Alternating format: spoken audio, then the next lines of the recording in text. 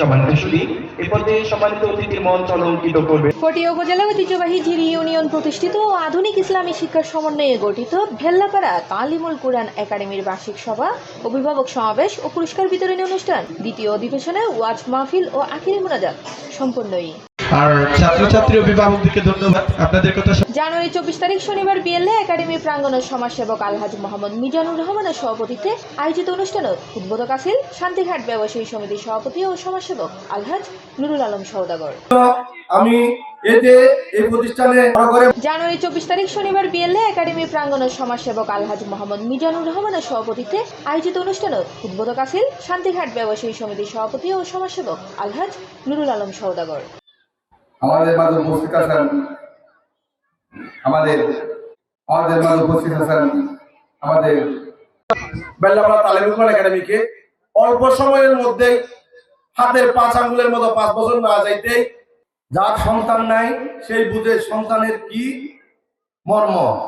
যে আল্লাহ আমাদের এই নিয়ামতটাকে সূরা আনফালে 28 নম্বর আয়াতে আল্লাহ বলেন, আমি তোমাদের সাইফুদ্দিনের সঞ্চালনায় অনুষ্ঠানত প্রধান আলোচক আছেন খলিলুর রহমান, মহিলা ডিগ্রি কলেজের সাবেক অধ্যক্ষ আবু তৈয়ব। অনুষ্ঠানত বিশেষ অতিথি আছেন সাবেক উপজেলা ভাইস চেয়ারম্যান ডাক্তার এমদাদ, একাডেমির প্রতিষ্ঠাতা মোহাম্মদ আরিফ, মোহাম্মদ সেলিম, এনএম জাহাঙ্গীর সহ আরো ভর্তিও।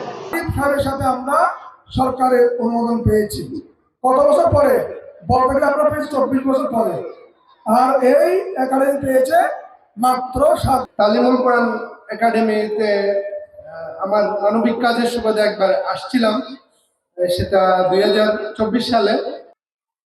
বিভিন্ন জায়গায় যখনই খেলাধুলা হয়, যখনই বিভিন্ন আয়োজন হয়, এন্ড আরো উপস্থিত আছেন মোস্তফা নূর বাপি, ফারুক ফয়সাল, নাসিরুল্লাহ খান রাশেদ সহ আনোয়ার হোসেন সহ স্থানীয় ব্যক্তিবর্গ। আরিফুদ্দিন 2009-19 সালে এই বেল্লাপাড়া তালিমুল একাডেমি প্রতিষ্ঠিত করেছিল। ওনার উদ্দেশ্য ছিল কি, এই বার্ষিক পুরস্কার বিতরণী এবং বার্ষিক সভা অনুষ্ঠিত হয়। আমরাও আসি, আপনারাও আসছেন। প্রতি বছরে সফলভাবে লেখাপড়া শেষ করে সফলতার শেষ আয়োজিত পুরস্কার বিতরণ অনুষ্ঠানত গড়ে যারা 90 পাইয়ে এরকম প্রথম শ্রেণী তুন পঞ্চম শ্রেণী পর্যন্ত 52 জন শিক্ষার্থীদের শিক্ষা সামগ্রী ও ড্রেস প্রদান করা হয়। আল্লাহ আমাদেরকে সৃষ্টি করেছেন ইবাদত করার জন্য।